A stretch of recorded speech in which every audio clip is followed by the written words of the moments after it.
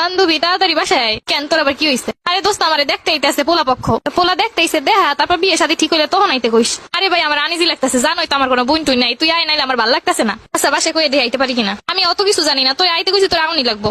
আরে শুনলাম পোলা পক্ষ নাকি প্রায় আইয়ে গেছে, তো শাড়ি চুরি কই বাইর করো না কেন কিছু? কিসের শাড়ি চুরি বাইর করবো? আমার তো বিয়ে করতে ইচ্ছা করতেছে না।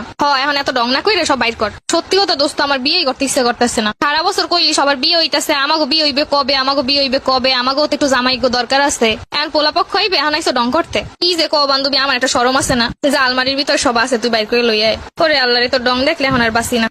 আর কত ডং দেখমু। কি রে, তো হইল নি? আন্টি হইতাছে। আর কতক্ষণ লাগবে? পোলা পখাই বই রইছে। দোস্ত একটু তাড়াতাড়ি করা। তোর এর লেগে আগেই কইছিলাম সব বাইর করো নাই কেন? বান্ধবী দেখিস পেট পিট যেন না বাইরে থাকে। দিতাছি আটকে এই ভালো কইরা। তো করে এখন হয় নাই। পোলা পক্ষ কইছে কোনো সাজগোজ দেওয়ান যাইব না। যত সব আজাইরে কথা।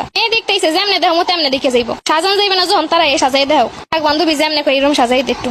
এই যুগে কেউ না সাজাই দেয় নাকি?